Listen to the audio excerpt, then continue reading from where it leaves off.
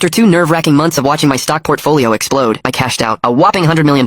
My heart pounded with excitement as I called my wife and son, telling them I'd be home this afternoon. I had big news, the best news to share. My wife's voice on the phone was oddly flat. "You're sure you're coming home today?" "Absolutely. Sweetheart, I promise the news I'm bringing home will be the biggest surprise ever." She chuckled. "Okay, then I've got a big surprise for you too." I couldn't wipe the grin off my face the entire drive home. I pictured my wife waiting with a huge dinner spread just for me. They'd be ecstatic when they found out how much I'd made. But when I pulled up to the house, I saw a pile of stuff by the front door. A closer look. It was all my stuff? My son Leo was actually throwing my clothes out onto the lawn. "Leo, what on earth are you doing?" I asked, utterly bewildered. Leo looked up, saw me, and sneered. He even let out a cold huff. "Mom told me to throw all your junk out." My brows furrowed at his words. I rushed inside, desperate to ask Veronica what in the world was going on. The moment I stepped in, I saw a table laden with food, and my wife, Veronica, was leaning into another man's arms, beaming. I knew him. Damien, her supervisor from work. It hit me like a ton of bricks. My head immediately swam with rage. "Veronica, what the hell do you think you're doing?" I roared, my voice shaking. Veronica rolled her eyes at me. "Asher, are you brain dead? Can't you see what's happening? Obviously, I found a better man and I'm kicking you out. A penniless loser like you? Anyone who sticks with you is doomed. You didn't actually think I'd be loyal to you for life, did you? Damien is a supervisor at his company. He has a brilliant future ahead. You, a broke deadbeat, couldn't even compare." She finished smug, pulling Damien even closer. Damien grinned victoriously, looking down at me with utter contempt. He looked like the cat who got the cream. I gasped for air, clenching my fists. "How long have you been cheating on me behind my back?"